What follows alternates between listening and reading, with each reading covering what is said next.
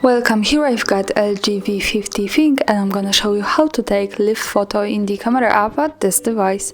So let's start by tapping on the camera button to open it, and for now we are in the standard photo mode.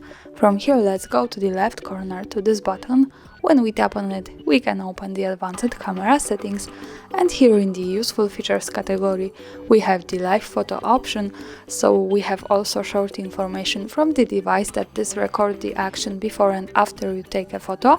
By using this button we can turn it on and turn it off as we need. And this is a really cool thing, because when we take a picture we can get the short clip at the same time, so we have two in one. Let's go back to the camera and now let me take a picture to show you how it works. To see it, let's move to the left to this button. Here we get quick access to the gallery, and now we can see the short clip and the picture. Let's play it again by tapping on this button in the right.